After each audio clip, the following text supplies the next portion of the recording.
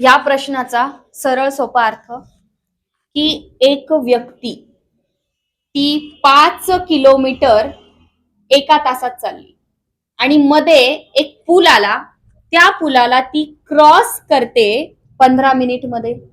त्या पुलाला ती 15 मिनिटात क्रॉस करते, परंतु त्या पुलाची लांबी माहित नाहीये आणि तीच लांबी आपल्याला मीटर मध्ये काढायची आहे.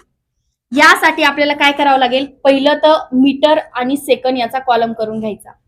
जिथे तुम्हाला किलोमीटर दिसेल त्याला मीटर मध्ये कन्वर्ट करा आणि जिथे तास दिसेल त्याला सेकंड मध्ये कन्वर्ट करायचंय.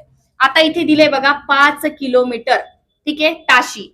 आता ताशी म्हणजे काय, 3600 सेकंद. कसे, एक तास म्हणजे 3600 सेकंद आपल्याला माहिती आहे, ते लिहून घ्यायचं. आणि 5 किलोमीटरला आपण 5000 मीटर मध्ये घेतलं. इथे का घेतलं असं, याचं रिझन किती, जे दिलेलं आहे ते पहिले घ्यायचं आणि काय फाइंड करायचं ते त्याच्या खाली मांडायचं, हे लक्षात असू द्या. आता 15 मिनिटात आपल्याला काढायचंय, 15 मिनिटाला आपण सेकंड मध्ये कन्वर्ट केलं तर काय होईल, 15 मिनिटला सेकंड मध्ये कन्वर्ट करण्यासाठी आपल्याला काय करावं लागेल, 60 ने गुणावं लागेल. का 60 ने गुणावं लागेल, कारण 60 सेकंड म्हणजे 1 मिनिट होतो. 15 सके 90 आणि हा 0, म्हणजे इथं आपण घेतले 900 सेकंद. आता आपल्याला हे फाइंड करायचं आहे बघा, याचं आपल्याला क्रॉस करायचंय. लक्षात घ्या, क्रॉस करायचं कसं, 5000 गुणिले 900 भागिले 3600. जिथे क्वेश्चन मार्क आहे त्याच्या समोरचं उचलायचं आणि आपण मध्ये लिहायचं. 2 शून्याला 2 शून्य कट होतात, भागाकाराचा इथे संबंध येतो.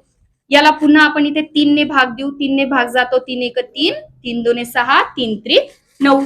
आता पुढच्या स्टेप मध्ये काय करायचं बघा, 5 त्रिक 15 यांचा गुणाकार करायचा. 5 त्रिक 15, हे जे 3 शून्य आहे याच्यावर आपण प्रॉपरली इथे मांडून देऊ, आलेले 12 आपण इथे घेऊ. आता शेवटची स्टेप आहे, 12 1 12, किती उरले इथे, 3 उरले.